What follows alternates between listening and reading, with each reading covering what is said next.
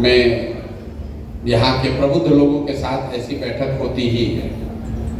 और ये समस्तीपुर में भी मैं पहली बार बैठक नहीं कर रहा हूँ, यहाँ इससे पहले भी बैठक में कर चुका हूँ प्रबुद्धों के साथ। और जितना मैं प्रबुद्धों को सुनता हूँ बिहार में, उतना मुझे विश्वास होते जाता है कि स्टेट को सुधारना इतना आसान नहीं है। यहाँ पर देखिए कितने प्रबुद्ध लोग बैठे हैं। और सवाल जो आपने किया, किसी ने कहा कि आप पर भरोसा क्यों करें, जनसुराज पर भरोसा क्यों करें। बात तो ठीक है भाई, जनसुराज पर भरोसा क्यों करें, आप भी तो ठग सकते हैं। आप तो ऐसे बात कर रहे हैं जैसे मानो आपके पास 50 विकल्प पहले से हैं।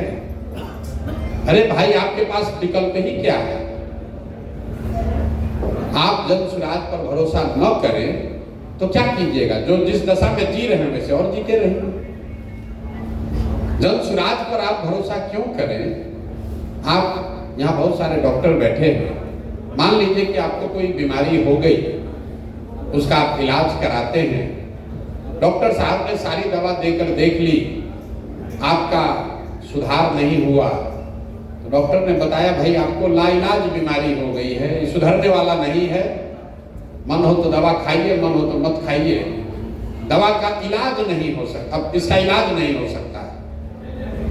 आप भी दुखी मन से जाके वही दवा खा रहे हैं, डायबिटीज हो गया मान लीजिए, तो दवा खा रहे हैं, अब सुधार उसका इलाज नहीं संभव है।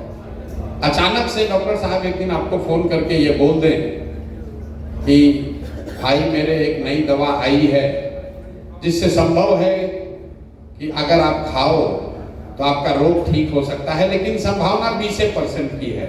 80% संभावना है कि दवा काम नहीं करेगी, लेकिन 20% संभावना है, 10% संभावना है कि शायद आपका इलाज रोग ठीक हो जाए। तो आप क्या कहेंगे, पुरानी वाला दवा खाते रहेंगे कि नई दवा जो आई है उसको ट्राई कीजिएगा। 100% बुद्धिजीवी लोग ये कहेंगे कि डॉक्टर साहब नए वाला दवा देके देखिए, 20% सही, कहीं ठीक तो हो जाए, पुराना वाले से तो ऐसे भी कुछ नहीं हो रहा।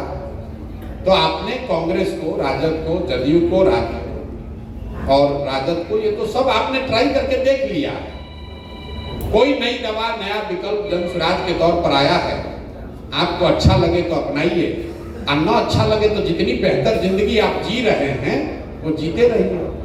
कई लोग हमको कहता है नहीं बात तो बहुत बढ़िया कह रहे हैं, लेकिन इसको होने में अभी समय लगेगा।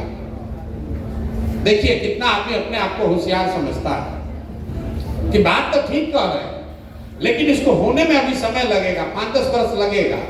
हम पैदल चलते हैं तो लोग आता है, कहता है भैया हिम्मत मत हारिएगा, हम लोग हैं आपके साथ, 5-10 वर्ष लगेगा लेकिन होगा जरूर, क्योंकि इसी में भविष्य है। कह ये रहा है वो आदमी कि अभी हम लोग 30-35 वर्ष में कुचाने से मन नहीं भरा है, 5-7 वर्ष और कुचाएंगे तब जगेंगे। 5-7 वर्ष आप लगे रहिए, अभी हम लोग का मन नहीं भरा है, थोड़े दिन और अभी कुचाएंगे।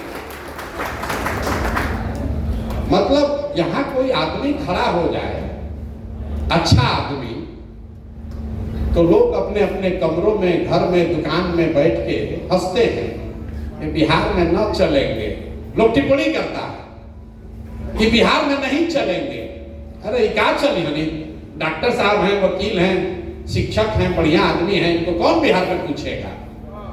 आप अपने कमरे में बैठकर हंसते हैं, कोई अच्छा आदमी खड़ा हो जाए, समाज को सुधारने का प्रयास करने लगे, तो अपने आप को प्रबुद्ध बताने वाले लोग दुकान में बैठकर, ऑफिस में बैठ के विवेचना करते हैं, ये तो न चलेंगे, ये नहीं चलेंगे। बिहार में तो कोई दमदार आदमी चाहिए। बालू माफिया, शराब माफिया 50 गाड़ी के साथ गम लेकर निकलता है तो आपको लगता है बड़ा मजबूत आदमी है। मेरे भाई, जब वो न चलेंगे तो जो आदमी है वो रहेंगे। आप अपना देख लीजिए। प्रशांत किशोर अगर विधायक नहीं बनेंगे तो हमारे जीवन पर क्या फर्क पड़ेगा। हम कोई राजनीति तो विधायक मंत्री बनने के लिए कर नहीं रहे हैं। ऊपर वाले की कृपा से विधायक मंत्री का जो रुतबा, जो हैसियत, जो शोहरत होती है, उससे बहुत ज्यादा भगवान ने दिया है। हम उसके लिए नहीं चल रहे, रास्ते में चल रहे, कर रहे, पैदल चल रहा है। देखिए कैसे बेवकूफ आदमी। बिहार में सुधार पाएंगे? अरे हम नहीं सुधार पाएंगे तो हमारा लड़का थोड़े पढ़ता है समस्तीपुर के सड़ा हुआ स्कूल में। हमारा लड़का तो देश के सबसे अच्छे स्कूल में पढ़ता है। चिंता आपको होनी चाहिए कि सुधार का कोई मौका दिख रहा है, फिर भी आप बैठकर विवेचना कर रहे हैं। तो बिहार के बुद्धिजीवियों के लिए ग्रीस के एक बहुत बड़े दार्शनिक प्लेटो ने एक बात कही जो मैं हर सभा में कहता हूं, if you do not participate in democracy be ready to be ruled by your inferiors. अगर आप राजनीति में भागीदार नहीं बनते हैं तो इस बात के लिए तैयार रहिए कि कोई मूर्ख आदमी राजा बनकर आप पर शासन करेगा। तो बिहार में जो समझदार लोग हैं वो कहते हैं हम काहे के लिए इसमें शामिल हो भाई, हम काहे किसी पर भरोसा करें। राजनीति में शामिल होने का मतलब ये नहीं कि हर आदमी राजनीति में शामिल होकर चुनाव लड़ेगा। राजनीति में शामिल होने का मतलब ये है कि सामाजिक राजनीतिक तौर पर आप कितने जागरूक हैं। आपने सवाल पूछा, उसका जवाब अभी देंगे। शिक्षा कैसे सुधारिएगा, भ्रष्टाचार कैसे रुकेगा, जनसुराज कैसे जीतेगा, जाति से कैसे निपटिएगा, इसमें कोई ऐसा सवाल नहीं है जो पिछले 2.5 वर्ष में बिहार के गांव-गांव में जाकर हमने नहीं बताया। गांव में तो बताया ही। आप दिन भर लोग कहता है कि भैया जनसुराज की बड़ी चर्चा है, लेकिन अभी गांव देहात में मजदूर जो है कम गरीब तबका है, पढ़ा लिखा नहीं है, उस तक बात नहीं पहुंची है। कैसे जीतिएगा? हमारी चिंता ये नहीं है कि जो समाज में सबसे पीछे है, अनपढ़ है, मजदूरी कर रहा है, उस तक जनसुराज की बात नहीं पहुंची। हमारी चिंता ये है कि जो पढ़े लिखे हैं, दिन भर मोबाइल देख रहे हैं, सुन रहे हैं, समझ रहे हैं, वो भी समझ कर भी नहीं समझना चाह रहे। क्योंकि बिहार में चुनाव जीतने के लिए आपको अंतिम व्यक्ति तक पहुंचना जरूरी नहीं है। 5 करोड़ लोग हर महीने मोबाइल के जरिए सोशल मीडिया देखते हैं इसी बिहार में। 5 करोड़ में अगर आधा आदमी भी बात समझकर ठीक से वोट कर दे तो व्यवस्था परिवर्तन, सत्ता परिवर्तन, सब परिवर्तन हो जाएगा। लेकिन आपको वो करना नहीं है। ये हम नहीं कह रहे। अभी 6 महीना पहले आप वोट दिए हैं, 6 महीना पहले आपने वोट दिया है, और यहाँ बैठा हुआ आदमी कोई एक आदमी नहीं है जिसने शिक्षा के लिए वोट दिया हो या रोजगार के लिए वोट दिया है। सवाल तो किए ही जा रहे हैं। किसको वोट दिया है आपको हमसे बेहतर पता है। इस जिले में जब हम 1-1.5 महीना पैदल चले तो सबसे ज्यादा लोगों ने बताया कि भैया यहाँ का विधायक और सांसद सब समस्तीपुर के बाहर का है। जिस जिले से कर्पूरी ठाकुर जैसा नायक पैदा हुआ, उस जिले में कोई काबिल आदमी नहीं है जो कि विधायक बन सके। कोई काबिल आदमी नहीं है जिसको आप सांसद चुनते हैं। आप जिसको भी चुनते हैं बाहर का ही है। और सवाल सुनिए, लंबा लंबा लोग बात कर रहे हैं, भैया भ्रष्टाचार कैसे निपटेगा, भैया पढ़ाई कैसे सुधरेगा। कुछ नहीं सुधरेगा। क्यों सुधरेगा? 5000 गांव में हम पैदल गए हैं। हर सभा में, अभी सिंधिया में सभा करके आ रहे हैं, सबसे पहला सवाल हम करते हैं, अच्छा ये बताइए कि और कुछ हो या न हो, आपके बच्चों के लिए पढ़ाई और रोजगार की व्यवस्था होनी चाहिए या नहीं होनी चाहिए? 70% लोग, चाहे वो पढ़े लिखे हो या अनपढ़, अगड़े हो या पिछड़े, हिंदू हो या मुसलमान, सब लोग कहता है ना भैया ये तो होना ही चाहिए। इसमें क्या ज्ञान की बात है? पढ़ाई रोजगार तो होना ही चाहिए। हम लोगों से हाथ उठवाते हैं इस सवाल पर, वीडियो बनवाते हैं, क्योंकि उसको पता नहीं है कि आगे क्या सवाल आ रहा है। सब कहता है नहीं पर होना ही चाहिए। फिर मैं उन्हीं लोगों से पूछता हूं, अपने अपने बच्चों का चेहरा याद करो और बताओ कि अपने बच्चे के नाम पर बताओ कि जीवन में पिछली बार कब तुमने पढ़ाई रोजगार के लिए वोट दिया। अपना अनुभव बता रहा हूं, आज तक बिहार के किसी जिले, किसी गांव में एक आदमी ने भी हाथ नहीं उठाया है कि हमने अपने बच्चों के पढ़ाई रोजगार के लिए वोट दिया। और इस सभा में भी बिना हाथ उठाए कह सकते हैं, दावा कर सकते हैं कि आपने भी नहीं दिया है। आपने भी वोट उसी 4 चीज पर दिया है जिस पर पूरा बिहार में दिया है। चाहे तो जाति पर दिए होंगे, उससे बचे होंगे तो हिंदू मुसलमान बनकर दिए होंगे, दोनों से बच गए होंगे तो लालू के डर से भाजपा एनडीए को दिए होंगे, और नहीं तो भाजपा के डर से लालू जी को दिए होंगे। 5वां कोई चीज नहीं, 5वां कोई चीज है ही नहीं बिहार में। यहाँ लंबा लंबा सवाल लोग करता है, शिक्षा कैसे सुधरेगा, भ्रष्टाचार कैसे रुकेगा। गांव में जाते हैं लोग कहता है भैया बड़ा मुखिया चोर है, अरे नाली गली नहीं बनवाया, राशन कार्ड में पैसा लग रहा है, कोई अभी बता रहा था, सारी सरकारी योजनाओं में पैसा लग रहा है। भाई 3 बरस पहले मुखिया का चुनाव हुआ गांव में, चलिए 500-500 रुपया लेकर वोट बेचा आपने, मुर्गा भात खाकर जाति के नाम पर वोट दिया आपने, दूधू को पाउच पीकर वोट का सौदा किया आपने। तो आपका मुखिया विधायक चोर नहीं होगा तो हरिश्चंद्र होगा। अपने को इतना होशियार समझ रहे हैं।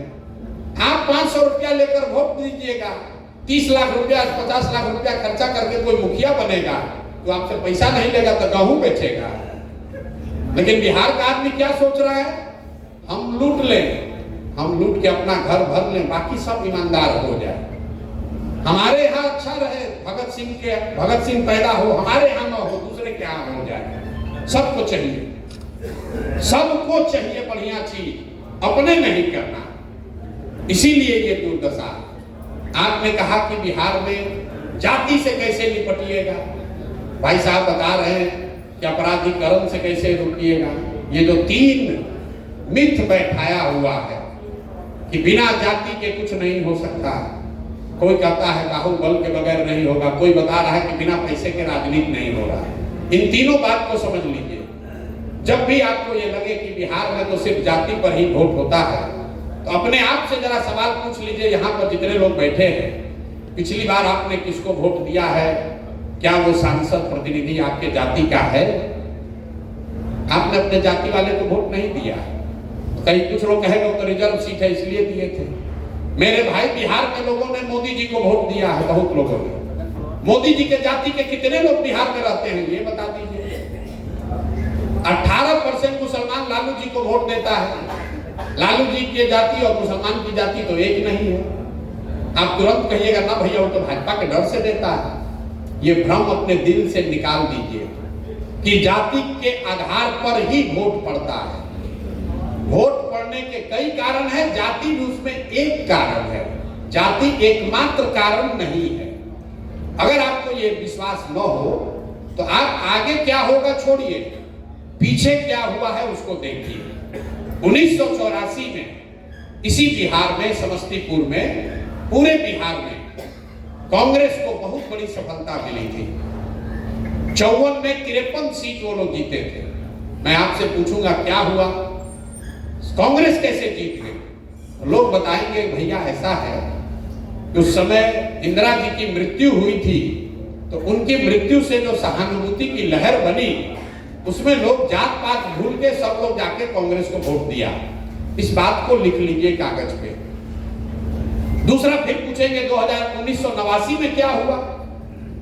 बीपी सिंह को कैसे लोगों ने, जनता दल को कैसे पूरे बिहार में वोट दे दिया? उनके जाति के तो 3% लोग रहते हैं। तो लोग बताएंगे, लोग भैया बीपी सिंह को वोट नहीं दिया, तो बोफोर्स का जो मामला हुआ था, भ्रष्टाचार, बोफोर्स इतना बड़ा इशू बन गया कि हर व्यक्ति ने जाकर कांग्रेस के खिलाफ वोट दिया। इसको भी लिख लीजिए। फिर पूछेंगे 2014 में क्या हुआ? मोदी जी को कैसे वोट पड़ गया, भाजपा को वोट कैसे पड़ गया? लोग बताएंगे कि नहीं, भाजपा का तो कुछ था ही नहीं भैया। वो जो मोदी जी का लहर चला ना, तो सारा लोग जाकर मोदी के नाम पर वोट दे दिया। फिर पूछेंगे अच्छा 2019 में क्या हुआ? तो आप बताइएगा कि भैया बहुत कांटे का मुकाबला था। जो पुलवामा हुआ ना, पुलवामा होने के बाद तो समझिए कि हर घर का आदमी जाके भाजपा को वोट दिया। ये चारों इलेक्शन के एक लाइन का आकलन को आप कागज पर लिख लीजिए।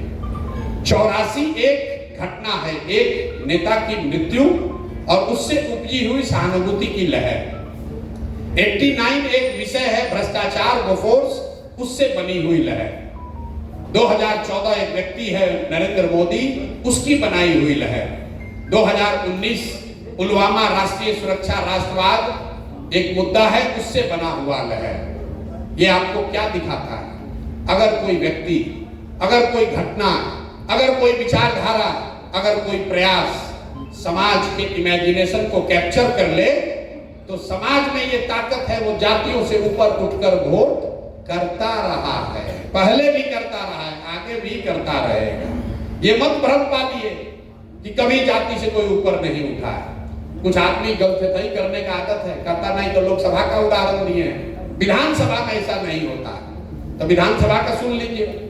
2010 में नीतीश कुमार और भाजपा वाले चुनाव लड़े साथ में, उनको 206 सीट आया, एनडीए को 206 सीट आया। सामने से उनकी लड़ाई किससे थी? लालू जी, कांग्रेस और रामविलास पासवान जी तीनों एक साथ मिलकर चुनाव लड़ रहे थे। फिर भी नीतीश जी को 206 सीट आया।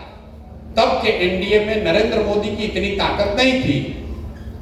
उस समय नरेंद्र मोदी इतना बड़ा चेहरा नहीं थे, तब अमित शाह नहीं थे, संघ नहीं था, और लालू जी आज के मुकाबले ज्यादा मजबूत थे।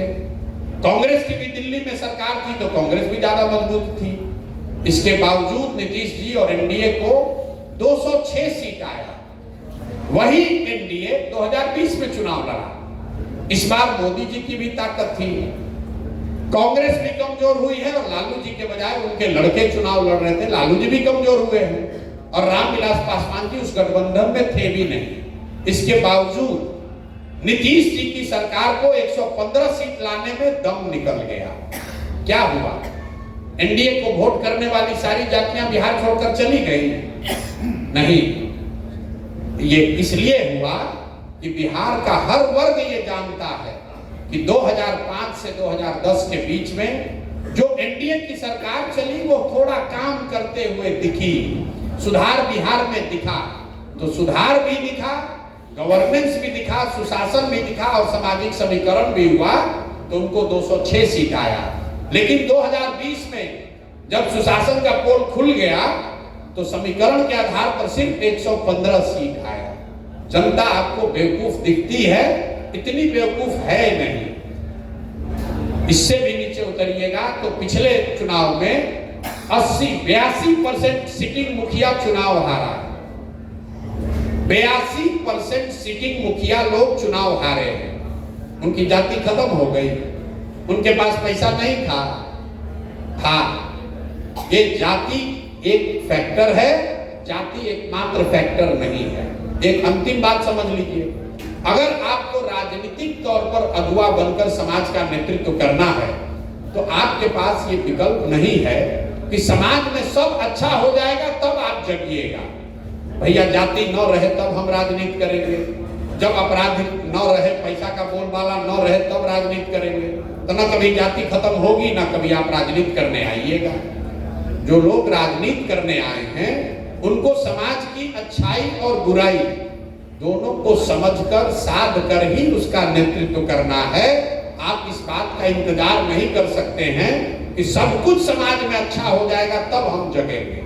और अगर समाज में सब अच्छा हो ही जाए तो जो व्यक्ति भी अच्छा करेगा उसी को रहना चाहिए, फिर आपकी जरूरत भी क्या है। इसलिए जन स्वराज जैसे प्रयास की यहाँ पर जरूरत है।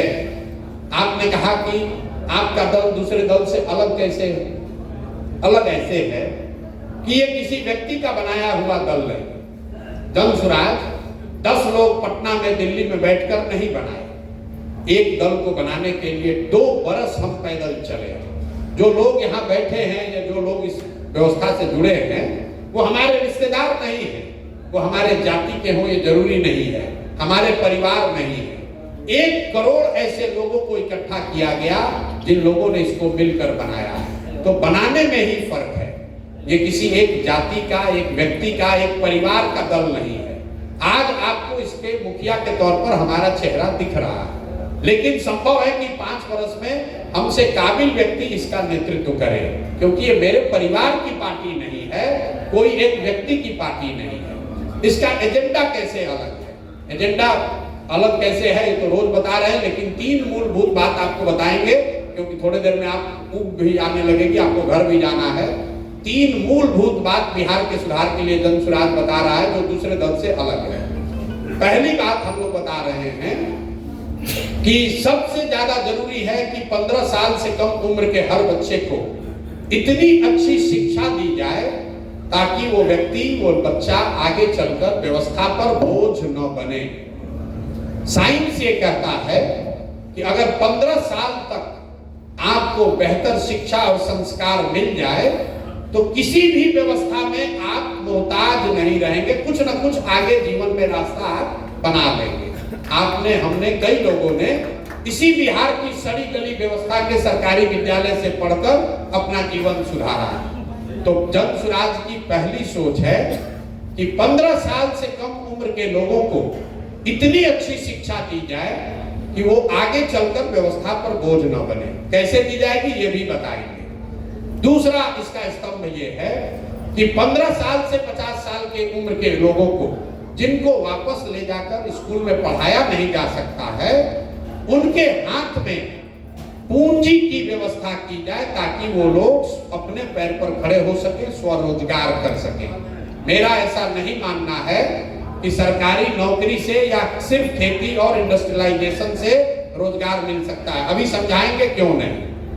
तीसरा इसका जो पहलू है कि जो लोग 60 साल से ज्यादा उम्र के हैं, जो ना पढ़ सकते हैं ना रोजी रोजगार कर सकते हैं, उन लोगों की चिंता सरकार को करनी चाहिए। इसलिए हम लोग कह रहे हैं कि 60 वर्ष से ज्यादा उम्र के हर व्यक्ति को कम से कम राज्य की ओर से 2000 रुपया का मासिक सहायता पेंशन मिलना चाहिए, जो कि बिहार के बजट के हिसाब से 4% राशि होगी 3 लाख करोड़ का।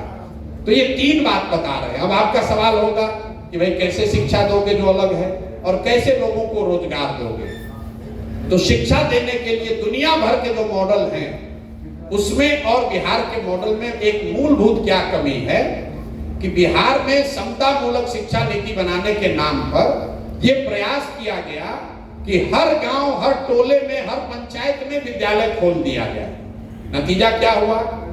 जहां बिल्डिंग है वहां शिक्षक नहीं है, जहां शिक्षक है वहां बिल्डिंग नहीं है, जहां दोनों है वहां पढ़ने पढ़ाने का साधन नहीं है, जहां तीनों है वहां बच्चे नहीं है, और जहां सब कुछ है वहां पढ़ाई नहीं है। कुछ लोगों को लगता है कि बिहार में खिचड़ी बंटने से स्कूल की व्यवस्था खराब हो गई। ये बिल्कुल गलत बात है। अगर खिचड़ी बंटने से स्कूल की व्यवस्था खराब होती तो 6वां क्लास के ऊपर के स्कूल में तो खिचड़ी नहीं बंटता है, वहां पर पढ़ाई क्यों नहीं हो रही है?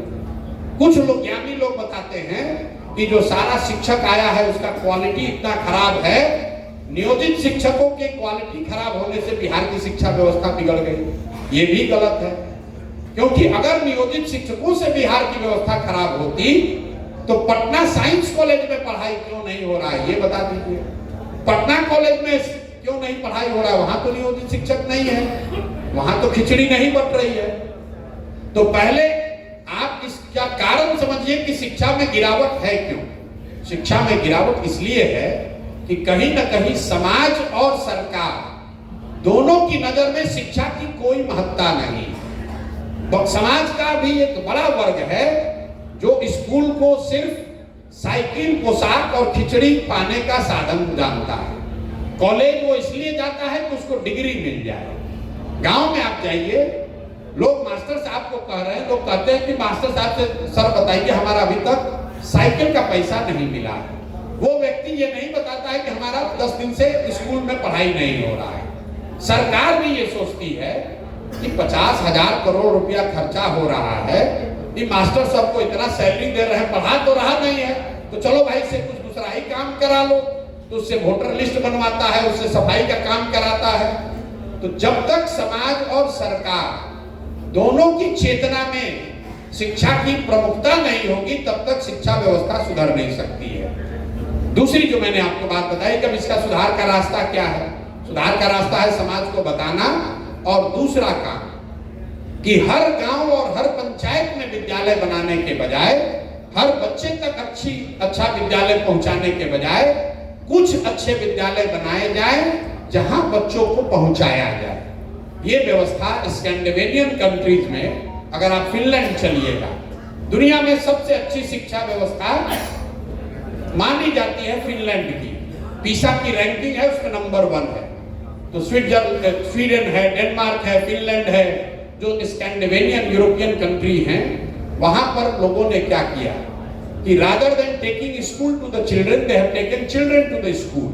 मतलब जैसे जो शहरों में भी आप थोड़ा देखिएगा, आपके घर के बगल में स्कूल नहीं है, समस्तीपुर में कहीं एक अच्छा स्कूल खुला है, वहां आपका बच्चा गाड़ी से, स्कूल बस से, साइकिल से उस स्कूल तक जाता है। बिहार को अगर आप अध्ययन करेंगे, हम लोगों ने पाया कि अगर हर प्रखंड में 5 स्ट्रेटेजिक लोकेशंस पर गांव में अच्छे विद्यालय बना दिए जाएं और सारे गांव में स्कूल बस की सुविधा दे दी जाए, तो 20 मिनट के अंदर बिहार का हर बच्चा अच्छे स्कूल में जा सकता है। तो ये हम लोगों की नीति है कि आने वाले 10 वर्ष में हर प्रखंड में कम से कम 10 विश्व स्तरीय विद्यालय बनाए जाए। विश्व स्तरीय विद्यालय मतलब नेतरहाट का नाम आपने सुना होगा। नेतरहाट का मैं एग्जांपल इसलिए देता हूं कि आप उससे कोरिलेट कर पाए। नेतरहाट बिहार सरकार का स्कूल है, था, अभी तो झारखंड में है। एक विद्यालय से 1500 से ज्यादा IAS IPS बने हैं और ज्यादातर लोग जो उस विद्यालय में पढ़े वो मध्यम वर्गीय या निम्न वर्ग के परिवार से वहां पर लोग गए थे, आर्थिक नजरिए से। तो अगर नेतरहाट जैसा विद्यालय हर प्रखंड में आपको बनाना हो एक, तो पूरे बिहार में इसका खर्चा कितना आएगा? करीब करीब 15 से 17 हजार करोड़ रुपया। इसलिए जनसुराज ने कहा कि हम लोग हर साल जो 60 हजार करोड़ रुपया शिक्षा का बजट है, उसका 1/3 पैसा हम लोग खर्च करेंगे ताकि हर प्रखंड में प्रति वर्ष कम से कम एक नेतरहाट के जैसा विद्यालय बन जाए, ताकि अगले 5 वर्ष में कम से कम 5 विद्यालय हो। दूसरी बात हमने क्या कही कि हम बनाएंगे 5 वर्ष में विद्यालय, लेकिन बच्चे का उम्र तो बढ़ रहा है। तो हम लोगों ने कहा, जो भाई साहब ने सवाल उठाया कि जब तक सरकारी व्यवस्था नहीं बनती है, 10 वर्ष लगेगा, तब तक आपके पास ये विकल्प है कि आप अपने बच्चे को प्राइवेट स्कूल में भेजिए और उसका फीस सरकार भरेगी। अब तुरंत कुछ आदमी कहेगा, अरे भैया तो सब आदमी प्राइवेट में जाएगा। बिल्कुल नहीं जाएगा। अमेरिका में इसका पूरा एक्सपेरिमेंट किया गया और भारत में भी आप देखिएगा। अगर आपसे ये पूछ लिया जाए कि पटना में आपका बच्चा प्राइवेट कॉलेज में पढ़ेगा कि साइंस कॉलेज में पढ़ेगा, तो 100% लोग कहेगा नहीं भैया साइंस कॉलेज में पढ़ेगा। अगर आपसे पूछा जाए कि आपके बच्चे को PMCH में मेडिकल करना है कि मणिपाल के प्राइवेट में मेडिकल करना है, 100% लोग कहेंगे कि नहीं PMCH में हमको मेडिकल करना है। तो सरकारी व्यवस्था जैसे जैसे सुधार होगा, ये एविडेंस वर्ल्ड वाइड बताता है कि लोग सरकारी विद्यालयों में पढ़ना प्रेफर करते हैं और जैसे जैसे ये व्यवस्था बनेगी, लोग इसमें नेतरहाट में जाना चाहेंगे, किसी प्राइवेट विद्यालय में नहीं जाना चाहेंगे।